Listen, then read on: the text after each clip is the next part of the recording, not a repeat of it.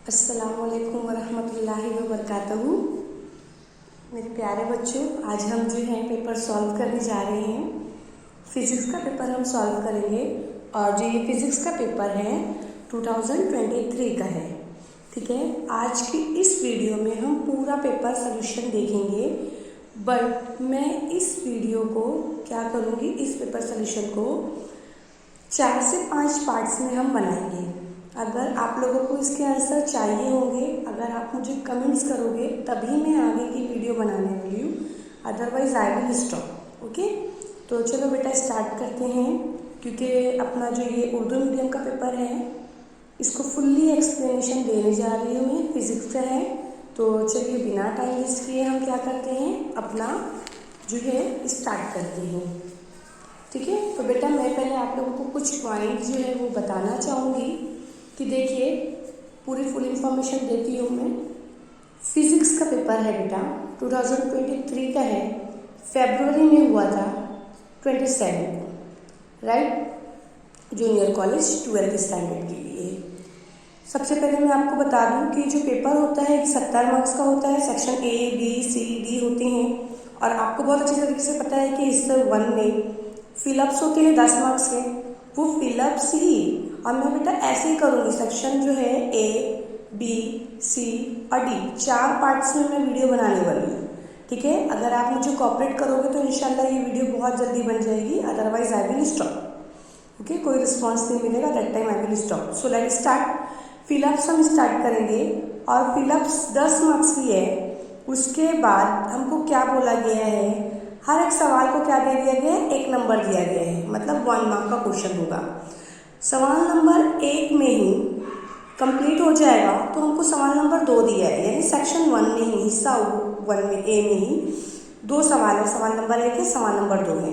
हम ये दोनों को सॉल्व करेंगे। इसमें 10 मार्क्स हमको समझ में आ गया कि फिलअप पे डायरेक्ट 10 मार्क्स है। ठीक है, क्लियर।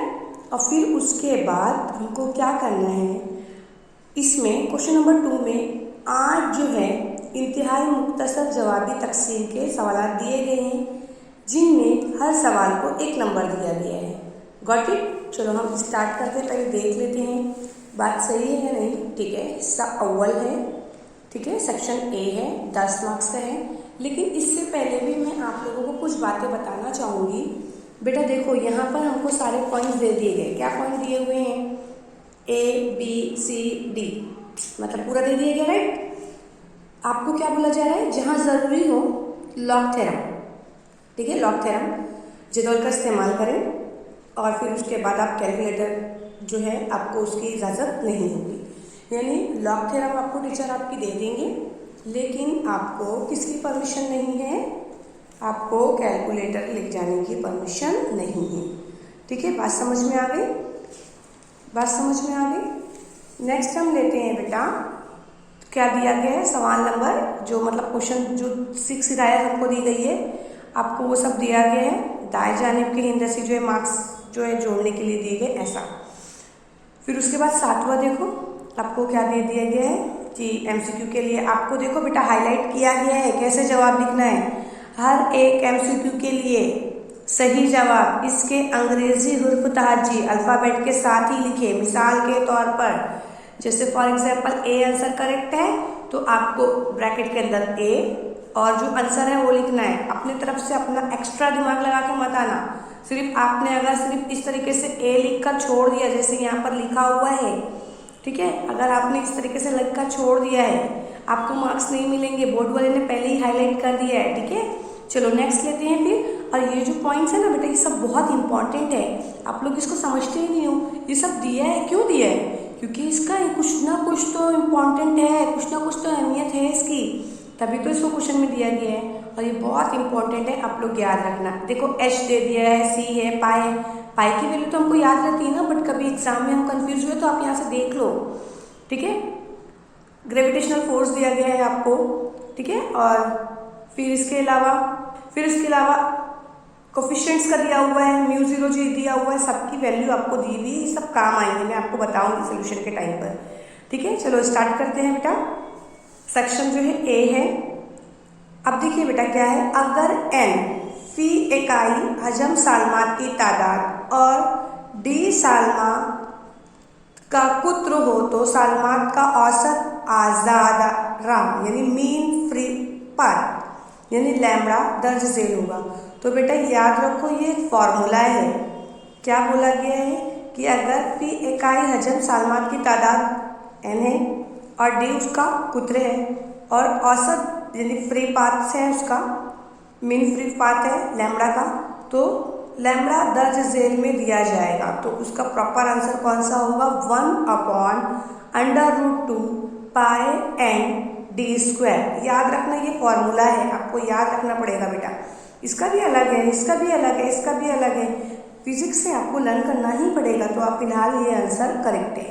सेकंड देखो, हर हरकत का पहला कानून दर्ज झेल की बका के कानून से आहंग है। तो हर हरकत का पहला कानून यही है कि तवानाई ना तो पैदा की जा सकती है और ना ही फना की जा सकती है। बस एक किस्म की तवानाई को दूसरी किस्म की तवानाई में मुंतकिल किया जा सकता है। तो हर हरकत का पहला कानून किसके ऊपर है? तवानाई के ऊपर है। और ये सारी चीज़ें याद करनी पड़ती है बेटा। आप लोग याद करो, 12th स्टैंडर्ड में हो ना, आपको याद करना पड़ेगा। फिलहाल अभी हम यहाँ पर सॉल्व कर रहे हैं। तो इसके अंदर न्याय हरकत की बात नहीं हुई है, रफ्तार की बात नहीं हुई है, कमियत की नहीं हुई है। हर हरकत का जो पहला कानून है उसके अंदर किसकी बात हो रही है? तवानाई की बात हो रही है। लेट स्टार्ट 3 देखेंगे। थर्ड वाला y = a + b। ठीक है, दर्ज झेल की बॉयलियन मसावत, बॉयलियन की जो एक्सप्रेशंस है वो डैश है। तो नॉर गेट कौन सी है? NOR gate. आप याद रखना, ये सब सारी चीज़ें फिलअप में दी जाएंगी। ठीक है, नूर की वो खासियत जो एक वास्ते से दूसरे वास्ते में सफ़र करने पर तब्दील नहीं होती। तो नूर की वो खासियत कौन सी है? जो एक पाथ पर सफ़र करता है, एक रास्ता जो होता है, एक रास्ते से दूसरे रास्ते पर सफ़र करता है तब भी तब्दील नहीं होती। तो याद रखो बेटा, रफ्तार भी तब्दील होती है, तभी तब्दील होता है, तूले मौज भी तब्दील होता है, सिर्फ और सिर्फ तवातुर तब्दील नहीं होता। ठीक है, 5th वन हम देखेंगे बेटा। 5th वन है, ये देखो सोल्यूशन करने वाला क्वेश्चन है लेकिन हम समझेंगे इसको। 100 घुमाव है मतलब टर्न है और 1m² तराशे का रकबा है। क्लियर हो रहा है? और वाली दायरवी लच्छी कॉइल दिया हुआ है, उसकी मतवी मतलब उसकी प्लेन जो है उसको 1t के मकनातीसी मैदान यानी मैग्नेटिक फील्ड में उमूदन रखा जाए। कैसा रखा जा रहा है? उमूदन मतलब उमूद एकदम। तो लच्छी से मुंसलिक मकनातीसी नफूस मतलब के मैग्नेटिक फ्लक्स क्या होगा? तो मैग्नेटिक फ्लक्स = MBA फॉर्मूला है। यहाँ पर टर्म हमको दिया गया है, कितनी मरतबा टर्न होगा।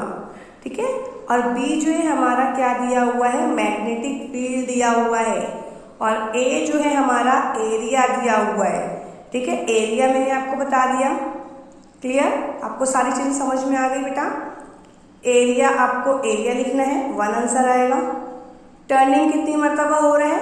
100 टाइम हो रहा है, नंबर ऑफ टर्न हो गया।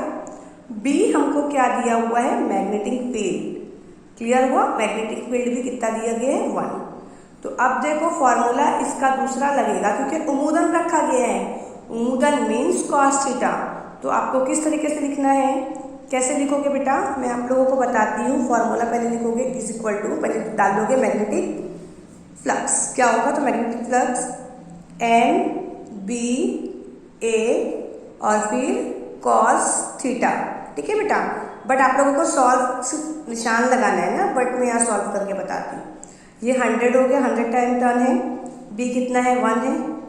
A कितना है? 1 है। और cos थीटा हमेशा 0 होता है तो दैट मीन्स 1 है। अब इसको कितनी मरतबा भी आप क्या करो? ज़र्ब करो, आंसर तो 100 ही आने वाला है ना। तो इसलिए इसका जो प्रॉपर आंसर है क्या है? 100 है, मतलब C ऑप्शन करेक्ट है। छठा लेंगे हम। एक माए जिस बर्तन में रखा है उसे मुकम्मल तौर पर गीला करता है। ठीक है, अगर थीटा इस माए का ज़ाविये इत्तिसाल है, एंगल ऑफ कॉन्टैक्ट उसको जाहिर करता है, तो थीटा हमेशा क्या होगा? 0 होगा। हमेशा याद रखना, थीटा हमेशा क्या होगा? 0 होगा। अगर क्या है? एंगल ऑफ कॉन्टैक्ट है। नेक्स्ट LED है। इस वक्त मरई रोशनी खारिज करता है जब कब कब खारिज करता है? जब कब करेगा? तो जब उसके जो होल्स है, जो सुराख है, सुराख और इलेक्ट्रॉन बास तरकीब होते हैं, यानी कि जो उसके होल्स है और इलेक्ट्रॉन एक तरतीब में होंगे, तभी एलईडी क्या होता है? रोशन तौर पर विजिबल दिखाई देता है। ठीक है, जंक्शन गर्म होता है तो नहीं। क्या हम इंतजार करते बैठते जंक्शन गर्म होगा तो चालू होगा? नहीं। उसके अंदर क्या होते हैं? सुराख और इलेक्ट्रॉन्स बिल्कुल तरतीब में होते हैं, रिकम्बन होते हैं। डन। उसके बाद हम देखते हैं हमारा 8वां स्टार्ट होने जा रहा है। ट्रांसफार्मर की कोर को तैयार करने में मुलायम लोहा यानी सॉफ्ट आयरन का इस्तेमाल दर्ज झेल की वजह से होता है। मतलब क्यों होता है? देखो बेटा, एक चीज़ बुलंद रहेगी, एक चीज़ पस्त रहेगी, हमेशा याद रहेगा। तो बुलंद जबरियत और पस्त इमास्कियत। फिर उसके बाद देखो क्या है, याद रखना ट्रांसफार्मर की कोर इस तरीके से होती है मुलायम लोहे को करने के लिए। एक बुलंद है, एक पस्त है, पहले बुलंद फिर पस्त। अगर ज़ियाई बरकी असर में इखराजी इलेक्ट्रॉन की आज़म हरकियाती तवानाई यानी कि 2 इलेक्ट्रोवोल्ट, ठीक है, हो तो रोककवा मतलब के स्टॉपिंग पोटेंशियल डैश होगा। याद रखना, अगर आपका आज़म हरकियाती तवानाई जितना है तो रोककवा भी कितना होगा? उतना ही होगा। इसमें कितना है? 2 इलेक्ट्रोवोल्ट है तो इसमें भी कितना रहेगा? 2 ही वोल्ट रहेगा। ठीक है, डन। अब हम लेते हैं, चलो ठीक है बेटा, फिर मैं आप लोगों को क्या करती हूँ, ये वाला जो हमारा सवाल था 9th 1 मैं आप लोगों को वापस से एक मरतबा सॉल्व करके बता देती हूँ ताकि आप लोगों को कन्फ्यूज़न ना हो। ठीक है, क्वेश्चन देखिए, मैं आप लोगों को पहले ही दिखा चुकी थी, आप लोग यहाँ पर देखिए। अगर ज़ियाई बरकी असर में इखराजी इलेक्ट्रॉन की आज़म हरकियाती तवानाई that means 2 eV electric volt, EV that means electric volt. मैंने आपको बता दिया कि यहाँ पर जाहिर सी बात है, जब आज़म हरकियाती तवानाई 2 है तो रोक यानी स्टॉप पोटेंशियल भी कितना होगा? 2 होगा। लेकिन कैसे होगा मैं आपको ये प्रूफ करके बता दे रही हूँ। ठीक है, पहले देखो काइनेटिक एनर्जी लेंगे हम। Got it? Kinetic energy is equal to, मतलब ये मैक्सिमम है। क्या है ये? मैक्सिमम है, ज़्यादा से ज़्यादा। E0 ऐसे हुआ, that means kinetic energy upon E, ये फॉर्मूला है, राइट। अब इसका क्या मतलब हो जाएगा? देखो फॉर्मूले में क्या है? 2eV upon E। क्लियर? अब मुझे क्या करना है बेटा? 2 को 2 रखना है। EV इसकी एक टर्म होती है 1.6 × 10⁻⁻19, ये आपको लर्न करना है। अपॉन जो इलेक्ट्रॉन्स है हमारे पास 1.6 × 10⁻⁻19, ये पूरा का पूरा कट गया। आंसर हमको कितना मिला? 2। दैट मीन्स अगर हम ये पॉइंट के साथ भी रखते हैं, अगर हटा भी देते हैं, तो ये हमको वोल्ट मिल गया। आई होप आपको क्लियर हो गया होगा। ठीक है, नेक्स्ट देखिए बेटा, आप लोगों को कौन सा 10th का है। ठीक है, बहुत इजी क्वेश्चन है। हाइड्रोजन जौहर दिया गया है। हाइड्रोजन जौहर में इलेक्ट्रॉन के 8वें मदार, ध्यान दो कौन सा बोला है?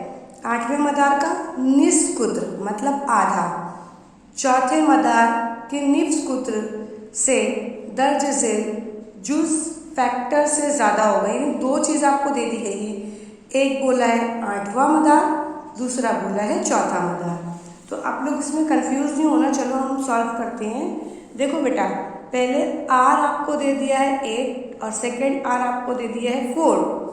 आप लोग को तो डायरेक्ट आंसर लिखना है बेटा, लेकिन समझने वाले बच्चों के लिए बहुत ईजी है, आपको समझना ही पड़ेगा फिलअप का आंसर कैसे आया। अब ये 8 दिया है तो इसलिए हमने क्या करना है? 8 का स्क्वायर करना है। 4 दिया है दैट मीन्स हमको 4 का स्क्वायर करना है। तो 8 8 64, यानी 8 × 8 कितना हो जाएगा? 64, राइट। और ये 4, तो 4 × 4 कितना हो जाएगा? 16। अगर हम इसको इस तरीके से, ये रफ वर्क है, इसको छोड़ दो, डायरेक्टली ये वर्क देखो। अगर मैंने 8 8 को किया तो 64, 8 × 64। आप लोग बेटा 8 × 2 नहीं करना, 16 आंसर आ जाएगा ऐसे। और 4 चौक 16 कट करेंगे, 16 × 16, 16 चौक 64। मतलब ये आंसर कौन सा है? 4 है। इसका मतलब ये है कि हमारा जो 10वां सवाल है उसका कौन सा रहेगा? चौथा। चलिए अब हम बढ़ते हैं सवाल नंबर 2 की तरफ। तो बेटा हम क्या करते हैं, देखिए मैंने आपको पूरा आंसर बता दिया है। इस तरीके से एक बार चेकआउट कर लेते हैं। मैंने ऐसे ही बताया था। फिर तवानाई, नॉर्गेट, तवातु, फ्रिक्वेंसी चेंज नहीं होती ना, 100, थीटा = 0, सुराख और इलेक्ट्रॉन वास्तविक होते हैं, बुलंद जदीयत और पुरुष ना हम साकियत बताया था मैंने, ट्रांसफर वाला क्वेश्चन था।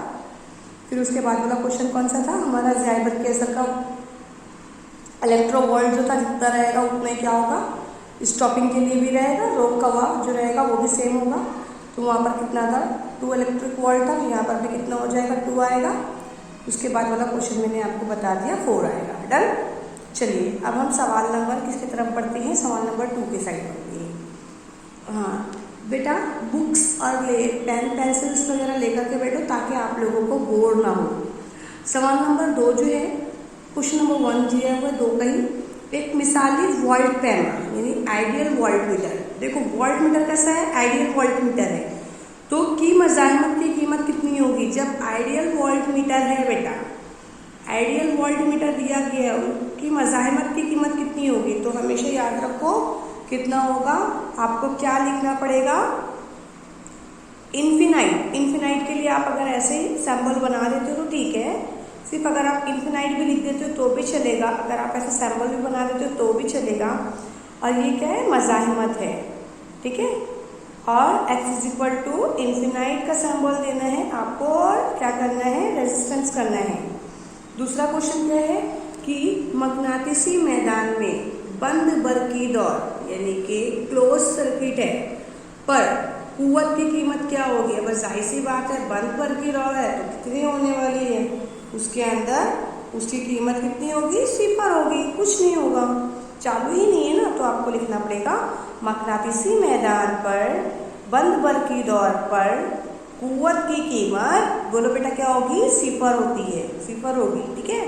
नेक्स्ट क्वेश्चन है हमारे पास, एक मुकम्मल चक्कर यानी कंप्लीट साइकिल के लिए मुतबादिल बरकी दौर यानी कि अल्टरनेटिंग करंट की औसत कीमत क्या होती है? तो देखो जब एक पूरा जो कंप्लीट चक्कर अगर लगाएगा, ठीक है, पूरा कंप्लीट साइकिल होगा तो पोटेंशियल रहेगा, ठीक है। उसके बाद वो किस में हो जाएगा? पहले एक पॉजिटिव चार्ज होगा, पॉजिटिव चक्कर होगा, फिर नेगेटिव होगा, फिर जब पूरा कंप्लीट चक्कर हो जाएगा तो पॉजिटिव और नेगेटिव दोनों क्या हो जाएंगे? इक्वल हो जाएंगे। दैट मीन्स उसका भी आंसर क्या हो जाएगा? 0 हो जाएगा।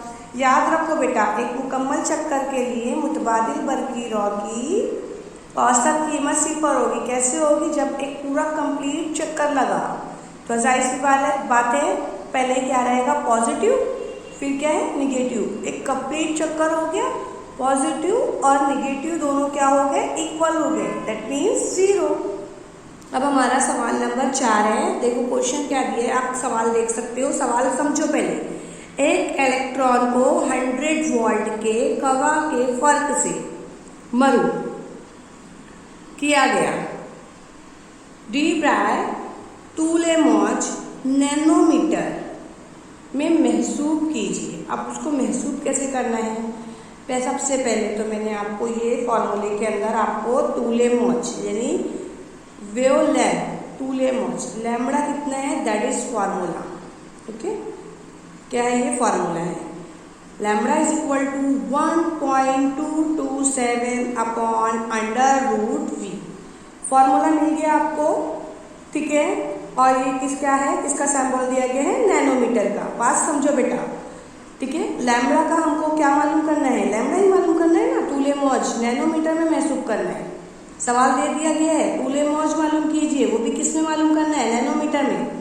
तो लैम्बडा को हमको मालूम करना है, फाइंड आउट करना है। फॉर्मूले के अकॉर्डिंग डिजिट्स पहले से दी गई है। क्या डिजिट दी गई है? बोलिए 1.227 अपॉन वोल्टेज हमको कितना दिया गया है, कितना वोल्ट दिया गया है, तो वोल्ट हमको दिया हुआ है 100।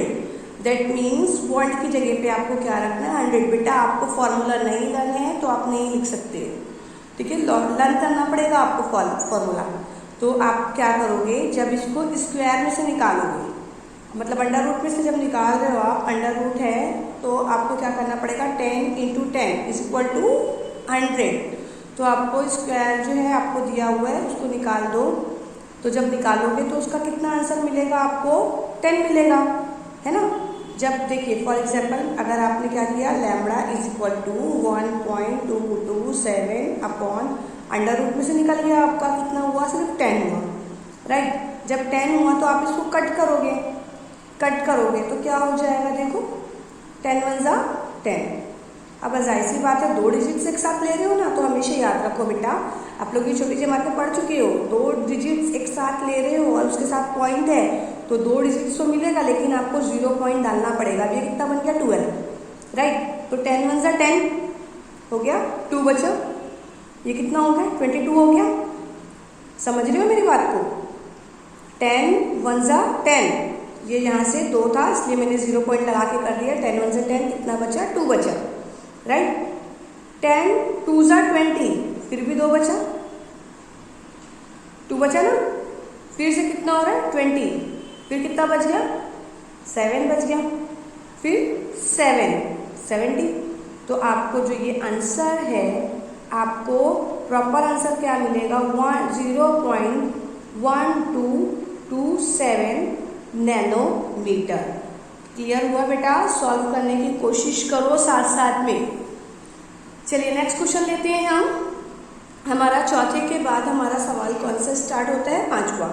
अगर किसी सड़क के लिए रगड़ को सिफर कर दिया जाए, बेटा सवाल समझो, किसको सिफर करने बोल रहा है, रगड़ को, तो क्या इस पर गाड़ी बाहिफाजत हरकत करेगी। अब अगर रगड़ जो है, रगड़ को सिफर कर दिया गया है, मतलब एकदम 0 कर दिया गया है, तो क्या हरकत करेगी, नहीं, पॉसिबिलिटी ही नहीं है, नहीं करेगी। क्यों नहीं करेगी, क्योंकि हमको मूविंग करना रहेगा तो भी हमको रगड़ की ज़रूरत है, मतलब उसकी मूविंग की ज़रूरत है, ठीक है। ये सब चीज़ों के लिए हमको क्या करना पड़ेगा, सिफर नहीं होना चाहिए, रगड़ को सिफर नहीं होना चाहिए। कुछ तो रहे, भले ही माइनस में रहे बट रहे। अब उसके बाद क्वेश्चन क्या है कि बर्की मैदान की शिद्दत, देखो बर्की मैदान की शिद्दत, ठीक है, और तजरीदी कुव्वत यानी कि पोटेंशियल ग्रेडियंट के दरमियान ताल्लुक बताने वाला ज़ाब्ता कौन सा है। तो अब याद रखो, E = सिंपल सा फॉर्मूला लिख सकते हो आप, यहाँ पर देखो वो टफ दिया हुआ है बट मैं सिंपल बता रही हूँ, E = -k। सिंपल आप ये भी लिख सकते हो, ये भी लिख सकते हो, दोनों का मतलब वही है। तो देखो यहाँ पर E क्या दिया गया है बेटा, आपको इलेक्ट्रिक फील्ड क्या दिया हुआ है इसके अंदर, इलेक्ट्रिक फील्ड इंटेंसिटी E को डिनोमिनेट कर रहा है, = -k जो है ये पोटेंशियल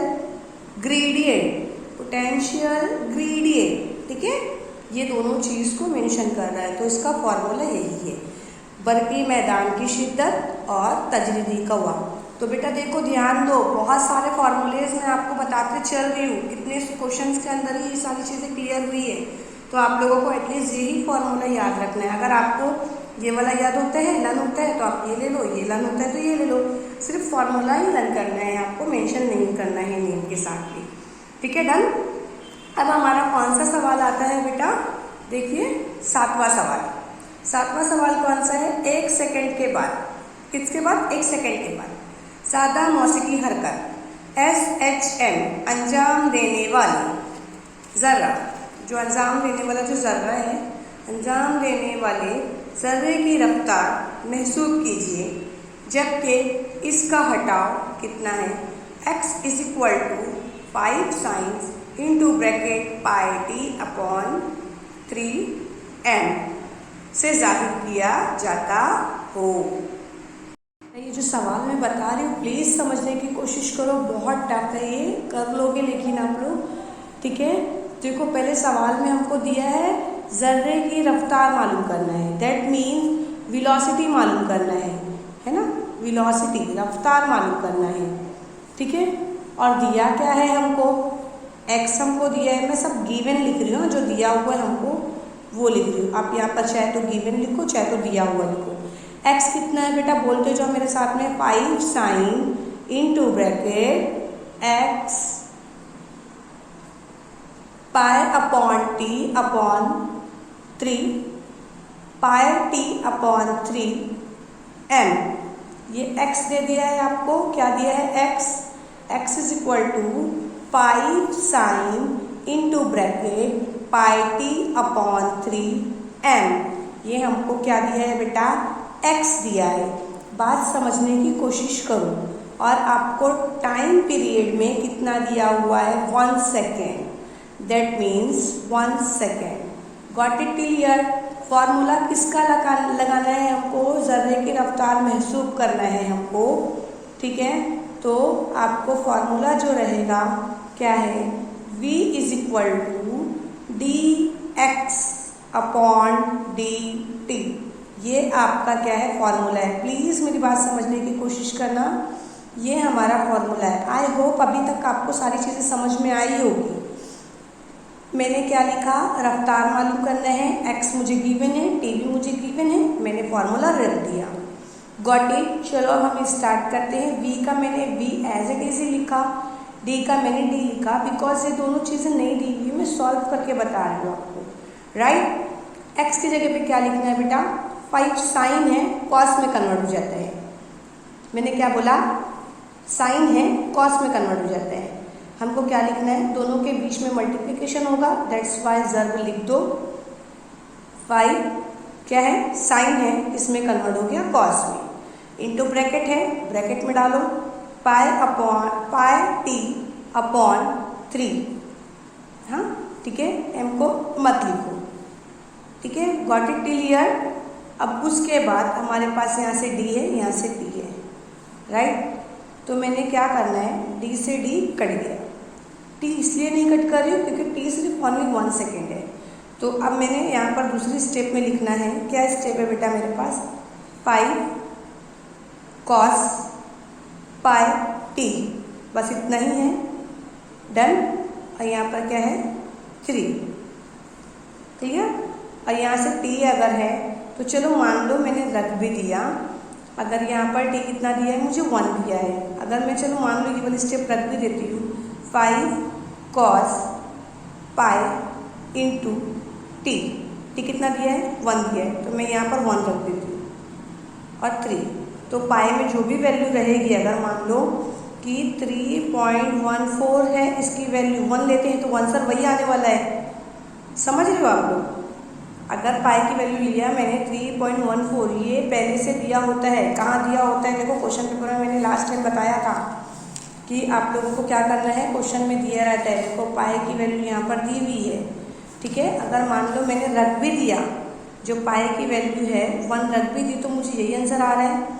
कॉस का कितना है, 1/2, 5 का कितना है, 5। मेरे ख्याल से आपको मेरी बात समझ में आ रही है कि मैं सारा टुकड़े में समझा रही हूँ बेटा। तो 5 1 जा 5। अब देखो यहाँ से अगर मैंने मान लो कि मेरा, आप सोचो कि मैडम आपने यहाँ टी नहीं लिया, टी का तो 1 ही है ना, 3 1 जा 3 होगा ना, इसलिए मैंने उसको टी को नहीं रखा। आप चाहो तो रख भी सकते हो, कोई प्रॉब्लम नहीं है, क्योंकि अगर यहाँ पर भी आप रखते हो तो उसका आंसर सेम ही आने वाला है, इसलिए मैंने इसको स्किप कर दिया। 5 1 जा 5 हुआ, फिर 3.14, 1 जा तो वही है, क्लियर हुआ आंसर, समझ रहे हो। अपॉन 3 2 जा, दोनों के बीच में मल्टीप्लिकेशन होगा, 6। बेटा वीडियो नहीं समझ में आ रही है तो वापस से देखो, इन दोनों को ज़र्ब करो, मेरे साथ में ही करो, कितना आएगा, 15.7 अपॉन 6।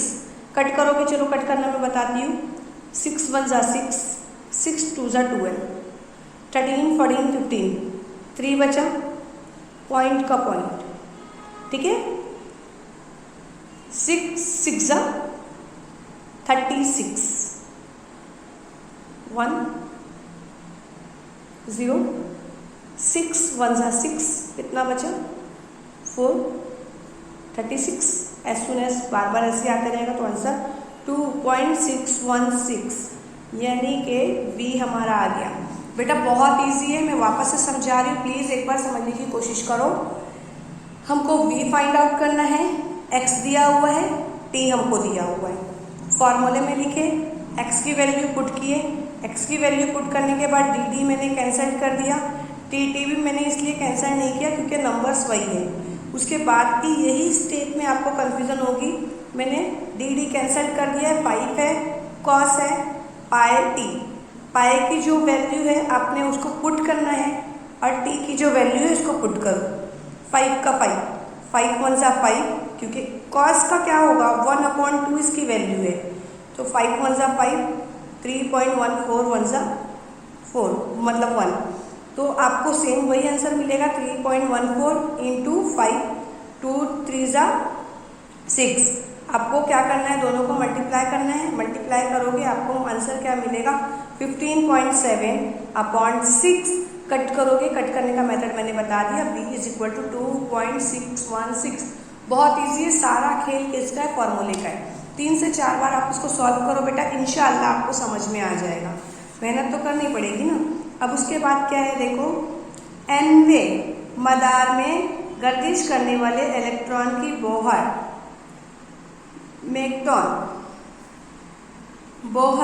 मैग्नेटॉन, जो आपको बोहर मैग्नेटॉन दिया हुआ है, तो उसके मैग्नेटॉन जो हमको दिया हुआ है उसका रियाजती ज़ाब्ता क्या है, वो भी किसमें, nवें नंबर पर।